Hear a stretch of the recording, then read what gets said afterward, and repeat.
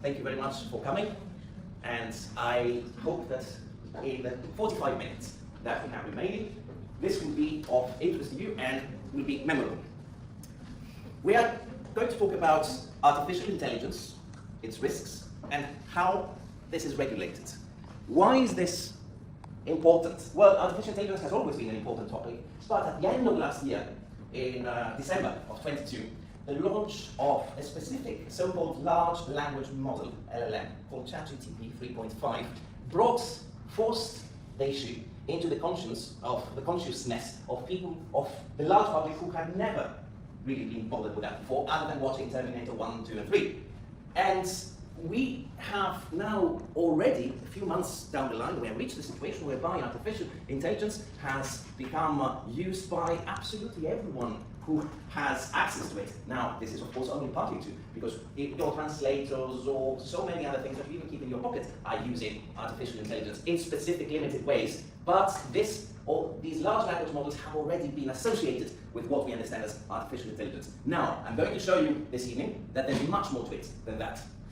But first of all, where are we in the stage of our artificial intelligence knowledge? The definition of artificial intelligence is very simple. We're trying to resolve by computer, by machine, any problem that a human can resolve. But we're trying to do it faster, more efficiently, and hopefully better.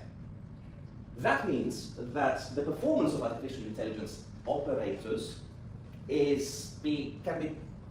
can be broken down in these 5 steps. Subhuman would perform worse than most humans. So your translator, that your colleague may be using, performs subhuman in translation. Especially not single words, because this is not artificial intelligence. Artificial intelligence is when you give it phrases, text. And as you all know, what's the outcome? Is it human?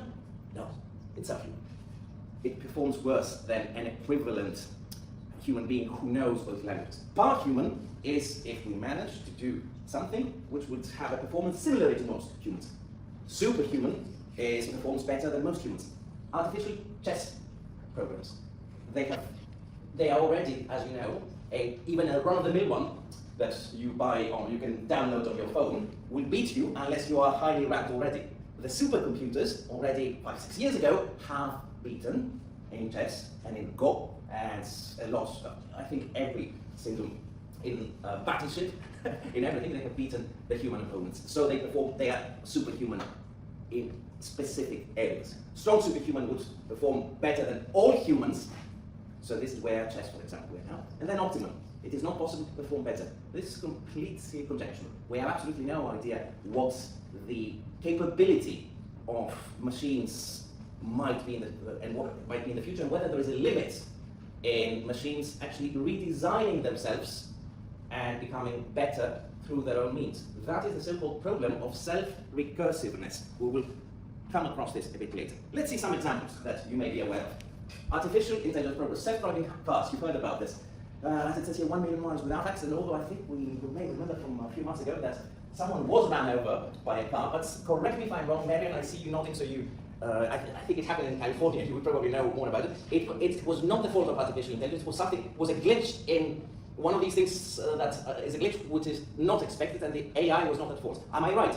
I believe you were right. However, I was hit by an Yandex self-driving car myself. So oh my goodness, we have. Ladies and gentlemen, I assure you that this is not a planned answer. It is absolutely real, and I'm as surprised as you are. Please tell us. I was teaching a legal writing course on the Yandex campus in Moscow. If you know, they call it the campus because it's like Google, and they've got a parking lot and things that run through it, and they are experimenting with their self-driving cars around there. And I was walking across the parking lot, and one of them hit me.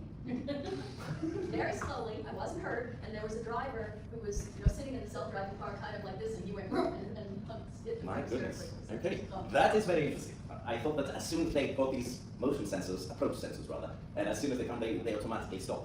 They do, but I was not able to. Right, you see, these hard to predict situations which can be dangerous. And Yandex is still in prototype. It does not have self-driving cars. There we are. Yet. But still, I am glad that I can call as my friend one of the very few victims, however lightly the injured, of artificial intelligence in the world. Well, you're part of progress. Not one of the very few, because apparently other people on the Yandex campus have told told us that they didn't do it. They're still working on it. So, the reality is that we do not want the aim. What we are trying to do with artificial intelligence is not have a million different algorithms and contraptions and machines that perform one specific task. This is what we are doing now, as I just explained. But we want to create a single program that can do everything. This particular concept is called AGI, Artificial General Intelligence, with big red letters, as you see there. The synonyms for that are strong AI, or full AI, or high-level machine intelligence, HLMI. Now I'm asking you, and this is a question, please raise your hand and answer, briefly. How would we know if we ever achieve, when, for the first time, we achieve AGI? How would we know? Come on, raise hands. Yes?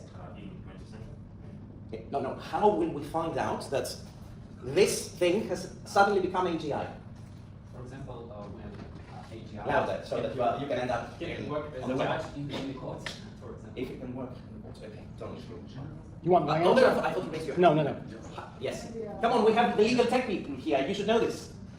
Maybe people will try to get education programs, and maybe doctors or in other professions will be connected. They would be together, programs and the profession that. True, but this is how we will achieve it. What my question is, and I will rephrase it. Once we have, someone comes to you and says, you know what, I just discovered AGI. Here it is, it's in that little smartphone. How will you test his words that it is true?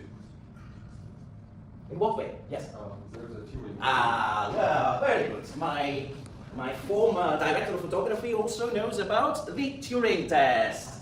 This is Alan Turing, fellow of King's College, my university, I'm very proud of that.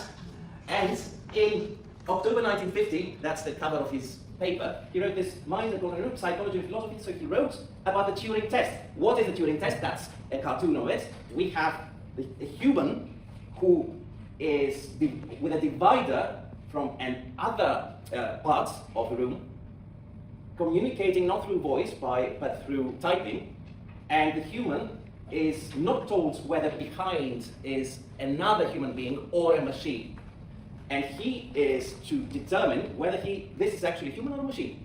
The computer can lie, so you cannot ask him, are you a computer or you're human? You can say, yes, I'm a human. Or you can say, I'm a computer, if that is human. The test does not check the ability to give correct answers, and you know that large language models are hallucinating and give you rubbish answers half of the time. And also, the only thing that we do is whether the way that it responds resembles how a human being would respond. So the conversation would be, as we said, a text-only sampling, and this is the famous Turing test. Now, does ChatGPT pass the Turing test? Yes, ChatGPT. The student test has already been passed by ChatGPT. Yes. ChatGPT currently is boxed in order to say, whenever you ask it, not to lie about this. I asked ChatGPT before it was generally launched as part of a government's working panel, and they gave us 15 minutes to employ the Turing test. The Turing test on ChatGPT 4. It failed on the second question. Do you know what that question was? Describe your earliest memory. Because it has been told, I don't have earliest memories, I'm a large language model, and blah, blah, blah, therefore all these things are...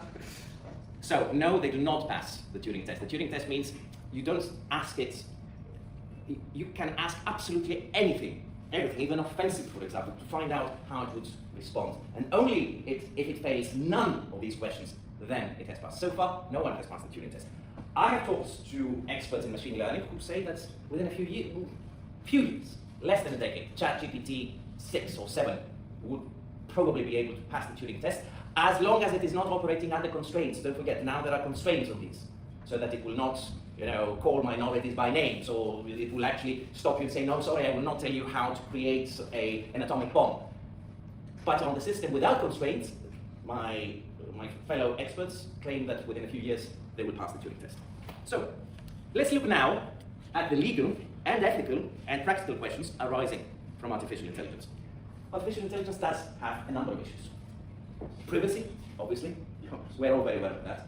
Bias and inaccuracy. The inaccuracy is absolutely notorious. Even if you ask it, give me a list of give me the list of the kings, the Tsars of Russia since the first Tsar. It will come up with fantastic names who have never existed. And this is incomprehensible to its makers, because it has access to the internet, and the internet, obviously, in history books and other trivia books, contains actual lists of the presidents of the United States, the kings of Russia, the premiers of the Soviet Communist Party. And if you ask it, please tell me, it will retrieve it, and 2 times out of 10, it will actually add fictitious names. We have no idea why it does this. There is no explanation yet. Another issue is, of course, the ethics and morality, of which a bit more on the next slide. Insurance, how do we insure against problems from artificial intelligence? Liability and fault, I will say a few words about this as well. Data ownership, Russian Federation, not only several countries, for example, prohibits websites from operating in this country, as you know, if they do not keep the personal data of the user in service in the country. Yes? They're prohibited if they don't keep? They are prohibited if they keep it in the If US. they do keep, okay. It has to be, am I correct, Professor Lisley? Sure. Yeah. So, Russia is not the only country. There are other countries who do this as well. So, one of the reasons why you cannot legally access LinkedIn, which I mentioned before, is because LinkedIn denied the government's request to hold the personal data of Russian users in service in Russia. That is why it is banned. Personhood has to do with ethics as well. It creates an issue of, can the machine, after it passes the Turing test, and perhaps after it does much more, can it be deemed a person? And if it can, would it ever acquire rights? There's a famous novella by Isaac Asimov called The Bicentennial Man. Have you heard of that? Yes, of course. Has anyone else read of that or heard of it? The Bicentennial Man? It is about a robot that has lived for 200 years and applies legally to be declared as human. So the personhood issue for intelligent machines, not for ChatGPT, is going to be an important factor of concern. Ethics. Every powerful new technology in history has brought with it certain risks. What do we need to do when risks are created by artificial intelligence, and how we're going to know that the artificial intelligence is going to help only us? One of the most well-known experts in the world, Stuart Russell, who's a professor at University of California, Berkeley, maybe, and he has written the standard textbook on artificial intelligence, and the standard all over the world. And recently, he wrote an article saying that, and he said this very famous quote, it's fantastic, he said, all new technologies can cause problems if they end up in the wrong hands. Artificial intelligence is the only technology whereby the wrong hands may be these or the technology itself. Did you get it? So, how do we ensure our safety? We have 6 principles for ethical AI. It has to be fair, it has to be reliable and safe, as in not running over IKBFU professors in the car parks of the companies. Private and secure, it has to be inclusive, so for everyone on the planet. Transparent, and that is a much bigger problem than you can imagine, because for the ones of you who know well their legal tech, artificial intelligence algorithms and large language models, amongst others, they operate on something called the black box principle. What is that? Have you heard of it? What's the black box principle? It means that, black box principle is a concept in computing that says that from the input to the output through the agent, we don't know what happens, how the input is processed into that particular output. It is for us a black box. So transparency is a significant problem in creating an ethical AI. And accountability. Accountability, as we said before, should we make AI liable for anything? We'll look at it very soon. Here we are, that's the one. AI and liability. My lawyer friends, heads up. How's it going to work? We operate under the expectation that artificial intelligence will create a much better world for us. And it will improve safety.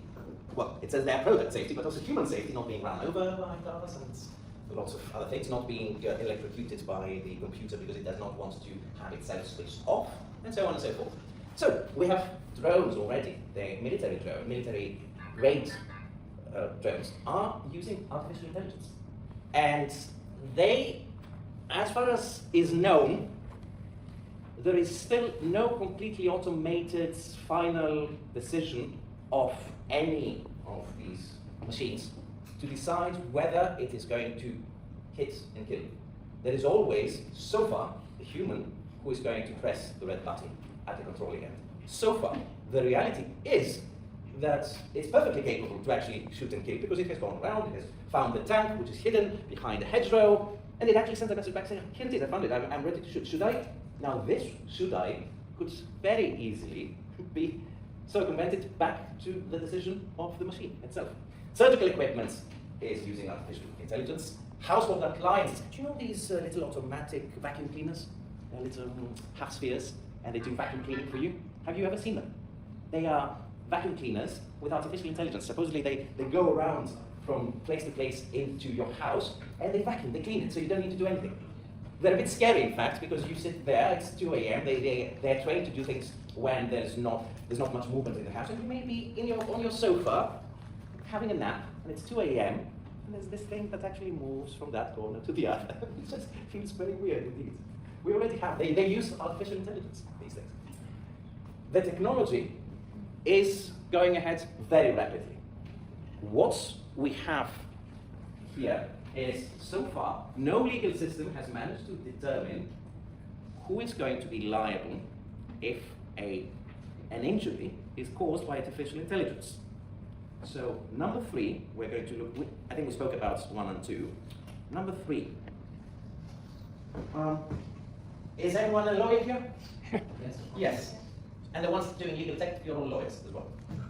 In order to have tortious liability, your action or omission needs to have breached a duty of care. And, well, it's not obviously a lecture on tort law, just reminding you the words that are used in English, or that, the vocabulary. So, this standard against, this duty of care, rather, is resolved according to the standard of care which is expected from you. So let's say that this famous Yandex automatic car has injured Professor Dent, and she has a horrible bruise on her leg. So it was not that little brush up that we had before. Who's liable for this? Also, what happens with the professional liability of use of AI tools by doctors, attorneys, investors, information security professionals? We had a very interesting discussion again with my colleagues the other day that 15 states now in the US impose the obligation on attorneys to have, what's the word exactly, Mary? Technological competence. Technological competence. Now, I'm not sure, to be honest, whether that includes artificial intelligence, but if you're an attorney and you use artificial intelligence and things go haywire completely for your clients, are you liable? Or you can actually say, no, it was not my fault, it was the artificial intelligence fault. Of course, this is not a very fine way that I'm putting it. I deliberately make it a bit more cartoonish. But the reality is there. There was this case from earlier in this year whereby an attorney who was having a case under Florida aviation law, so something reasonably obscure and non-regulation, used for his pleadings ChatGPT. And ChatGPT came with some utterly fictitious cases. What's even better is that when the attorney went back, after some objections were raised by the opponent, went back and said, okay, where did you find it? What does exactly the case say? Not just the name and the date of the quotation. What exactly does it say? ChatGPT actually produced fictitious cases as decided in judgment by the court. The entire text of the case. Can you imagine that? So who's liable in such a situation? Start thinking about it. Now, it's the standard of care, as we should say. It is unclear now which of the actors listed here should bear liability for decisions made by the AI tool. What are our options? Well, first of all, we can assign strict liability, as we have strict liability for many other operations and risk-causing elements in our lives, dangerous activities, or use it within the general structure of products liability. So, essentially, in very plain words, it means if the AI is yours and it is under your general control, that includes further levels of control higher up than just pressing the buttons, then you're liable. It doesn't matter if you could have done nothing else or it never even crossed your mind. You cannot holds yourself non-liable, that's what we call strict liability. It's in your control, there has been an injury, that's fine, we're not even looking at who was to blame. If we can also treat the tools, the artificial intelligence, as an extension of the actor. So if it's a doctor who uses it, then it would be an applicable standard of the professional care, the professional duty of care of the doctor who was using the artificial intelligence tool to help him in excising all cancer tumor cells from your brain, because you cannot see them, you're human. The tool can. But then if the tool has not performed well, is the tool going to be liable because it missed one or two cells? Under strict liability, yes, it would. Under actor, extension of the actor liability, it would not, because no human being would be liable for leaving one or two cancerous cells inside tumors beyond anyone's capabilities. So there, for the same occasion, difference of standard of care would make difference in the outcome. If we treat systems as property and then responsibilities of the users, and are treated like that by law, then again, we have a rather slightly different approach to liability. A fourth, and very interesting in my opinion, a fourth option is that the standard of a reasonable robot. So the same way that we use the standard of care of a reasonable human, the one who rides the Clapham omnibus, as we say in English law, here we have a reasonable robot. The one who is playing Arnold Schwarzenegger in Terminator 2, for example. That might be the average reasonable robot. Final option in standards of care would be treating AI tools as semi-autonomous or perhaps even fully autonomous agents. And if they are semi-autonomous, you could actually ascribe liability to them as you do to children. Or if you end up saying that it's a person, has agency, then it would be all liability would be conferred on this agent with artificial intelligence. So in essence, we find the computer liable. How we punish the computer? I don't know. Switch it off. What if it doesn't want to be switched off? Lots of very interesting ideas here. So, the European Union has introduced one draft regulation about artificial intelligence, of which more are not. However, in an existing regulation, which you must have heard about, GDPR, have you heard of this? Who has heard of this? 2, 3, 4, impossible. If you use the internet and each time you visit the website and all these annoying pop-ups, please agree or disagree on the cookies. That's because of GDPR. Write to the European Parliament and express your displeasure. So, it affects all of us, everyone.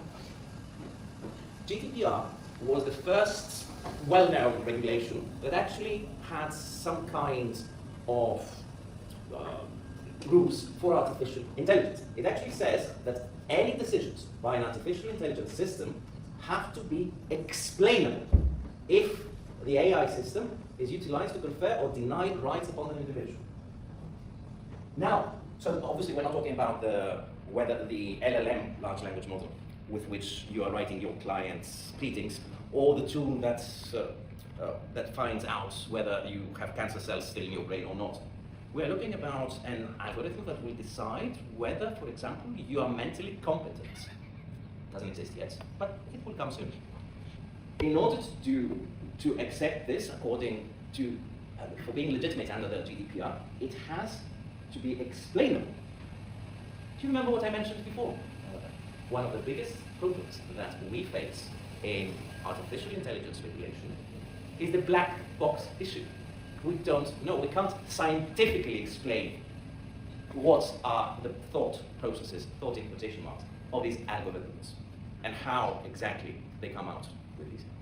Yes, we have suspicions, but it cannot explain in a full technical scientific way. So even though GDPR says that, so far what has happened is that because of the black box problem, there have been no AI tools to confer or deny rights simply because they would not be acceptable by the GDPR. So since you have to explain and you can't explain, you simply don't use in this area. Now, probably the most interesting parts of our lecture, the existential risk. Some very important people, and this includes, in fact, scientists renowned who are not exactly known for being Luddites and anti-technology activists. We are talking, in fact, about people who became billionaires through the evolution of artificial intelligence, because they created and they sold as in the expected progress, of course, of things, such products.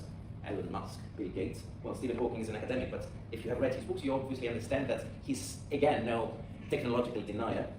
And they have said this: the development of full artificial intelligence could spell the end of the human race. This man wrote in an article, his name was Good, I.J. Good, 1965, speculations concerning the first ultra-intelligent machine. I will read it out for you because it makes for sobering reading. First, let an ultra-intelligent machine be defined as a machine that can far surpass all the intellectual activities of any man, however clever. So, what's that? Artificial general intelligence. So, what happens? Since the design of machines is one of these intellectual activities, that superintelligence will be able to design even better machines. There would then be unquestionably an intelligence explosion, because it would design better machines, which would be able to design even better machines, and then suddenly, within a very short time, some experts predict within hours, we would have your algorithm that has reached already human power potential. It will manage to, through self-recursiveness, as the technical term is, to reach intelligence millions of times higher than the human. Thus, the first ultra-intelligent machine is the last invention that man need ever make. An ominous statement. If you want to read more about it, there's nothing better than Nick Bostrom's. He's from the other place, but we're not going to hold it against him. He's a genius. He has written this book, Superintelligence. I believe that everyone, in the new generation in particular, you who are so wedded to your paraphernalia, you should read this sooner rather than later. The Future of Life Institute, that's at Cambridge, it says, because of the great potential of AI, it is important to research how to reap its benefits while avoiding potential pitfalls. Depending on the form, artificial intelligence will be more or less dangerous. Have you understand that? Have you understood that? The best case is that we create strong AI, that's AGI, remember, it's a synonym. That will make 90% of all humans unemployed. Think about it. Lawyers will be certainly supplanted by machines. Instructors will be supplanted by machines. It's difficult to imagine even what this remaining 10% might be. Perhaps child carers, even though they might, in an intelligent explosion, be supplanted at some point. So we can control then the AI, and we use it, of course, to cure cancer and other diseases, to explore the universe, and 90% of us are, lot of a guy, unemployed. Worst case, Lego Stephen Hawking. Nice. These are his actual words. Who knows Stephen Hawking? Who has heard of him? Okay, these are his words. Success in creating artificial intelligence will be the biggest event in human history. Unfortunately, it might also be the last. If we obtain strong artificial general intelligence, either the AI on its own accord will kill us all, or even if we control it, then it will be used for weapons. And you can be certain about this. This is an advantage that no power would want to relinquish, even though they would not want to use it fully or immediately. So that's the worst case scenario. Therefore, discussions about how to deal with artificial intelligence have been raging for several years, but even more so during 2023. And I'm very happy that we're having this lecture in this year. There have been proposals to ban all activities, potentially, which could result in potential dangerous to humans. That would include Professor Dent's Yandex car. It would also include unmanned aerial vehicles currently used in conflicts. It includes lots of things. I'm not sure whether it would probably not include these little robots moving back and between us and just hearing this. So anything that would be dangerous, it has been proposed that it's going to be banned. Unlikely to happen, but what I do now is just report on the discussions for you. A moratorium on research on AGI has also been proposed, whereby all AGI research will stop until there has been sufficiently efficient preventative measures for it to contain artificial general intelligence. Do you think that this is a robot? Also very interesting. Programs, algorithms, and robots should never be given rights, not even animal rights, so excessive cruelty and all this that we have now, and even far less Certainly never humans, never humanoids. The centennial man that I mentioned before, Isaac Asimov, read it.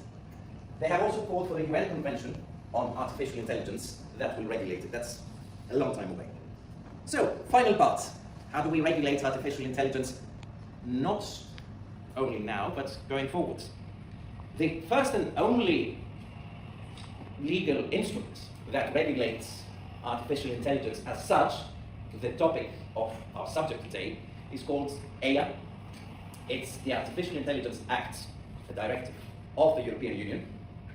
It was made the draft 2 years ago, and it has not yet passed into law, but it's progressing now with very rapid steps, and the expectation is that it will be implemented by the end of the current year. What it does is it utilizes a risk-based approach for the use of artificial intelligence. 3 levels of risks: unacceptable risks, high risks, and all else, which is not explicitly banned. So it performs a risk assessment to find out whether a particular artificial intelligence tool can be allowed or not. It prohibits the use of artificial intelligence in critical services that could threaten livelihoods or encourage destructive behaviors. It is the only type of legislation that A, is about to become law, and B, it regulates all automated technology.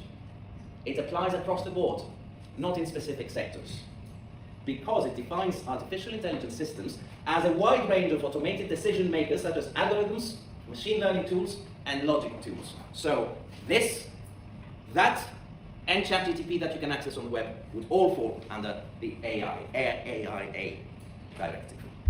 The Artificial Intelligence Act is the first, then, comprehensive set of regulations, and what it proposes as a solution is that generative AI systems, ChatGPT being one of them, should be reviewed for safety before being allowed to come in contact with individual clients, before commercial release. Also, real-time facial recognition, which is used already in a number of countries, China, Azerbaijan, 2 that I know about, is to be banned in the European Union. Of course, this is a time, as I explained to you why, since the beginning of this year, why global regulators are racing to get a handle on artificial intelligence. Canada seems to be the second country that will implement an actual artificial intelligence law. It's a draft still in the Canadian Parliament in 2022. This one is called AIDA. The other one was AIA. This has a better acronym. Artificial Intelligence and Data Act, AIDA. AIDA has a different approach to that of the EU, the one we saw just before. It does not ban the use of automated decision-making tools, even in critical areas. As we said, just to remind you, look here, unacceptable risk applications are banned, verboten, not in the EU. AIDA does not have any ban. What it does instead is it creates a mitigation plan to reduce risks and increase transparency when, again, we're talking about high-risk systems. The United States is lagging behind. No comment. The United States has yet to pass federal legislation governing AI application.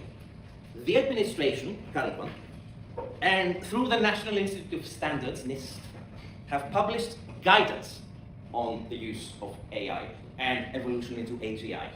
But that guidance is soft law, it's not hard law. It's there to take into consideration. No sanctions if you disregard it. State and city governments, however, are pursuing their own regulations and task forces. That's why we say patchwork initiatives. They regulate specific use cases. So, for example, the city of Los Angeles has regulated on the Google self-driving cars. That's what we mean by patchwork regulation. While both the Canadian and the European Union Acts are much broader. These are sectoral, very specific. And also, interestingly, the government has created the Artificial Intelligence Bill of Rights. No, this is not a Bill of Rights for robots seeking emancipation. This is the Bill of Rights of the users of artificial intelligence. Although I have to say, this raised an eyebrow on me the first time I read about it, the way that it is expressed. Again, it addresses some concerns and provides recommendations for safety, not legally binding. That's why we said lagging behind. Finally, since we said that 2023 is going to be a crucial year, you will remember that you were alive during this year in 10, 20, 30, 3, 4 decades down the line. Because this is when the public first realized that there's something serious going on. I'll give you a chronological bullets list of some important matters or quotes or events that happened in the last few months. In March this year, Elon Musk and Bill Gates and a number of other very important people, they signed a letter, and they should know much better, much more than you or me, that giant AI systems pose profound risk to humanity. The following month, we read in the news that a senior researcher at Google resigned publicly. And he wrote an open letter to the media saying that, well, obviously what you see on the consumer level is nothing to be afraid of, other than misinforming you. But what we're working on, so he was whistleblowing, what we're working on is going to be extremely dangerous. And we see it, but it's in our laboratories. We don't have access to it. So he resigned and whistleblowed. In May, 500 businesses and science leaders, including the people who created ChatGPT and Google DeepMind, so colleagues of the chap who had resigned the previous month, signed a statement that says that the risk of human extinction from artificial intelligence should be a global priority alongside other societal scale risks such as pandemics and nuclear war. God forbid. 2 months ago, in June, the CEO of OpenAI, again ChatGPT, he said that he acknowledged artificial intelligence as an existential risk and said that we need global conventions to regulate it. In Britain, in May, the Prime Minister acknowledged officially for the first time that artificial intelligence is an existential risk. That's why there are working groups set up in the government right now about it. And this was the first formal acknowledgement of a threat of developing a super-intelligent artificial general intelligence without robust safeguards. We hope that we have raised concern amongst you, the young generation, who mindlessly and naively thinks that you will always be able to control artificially intelligent agents as easily as you currently do with your mobile phones. I hope that this final ironic slide is never going to pass. Thank you very much.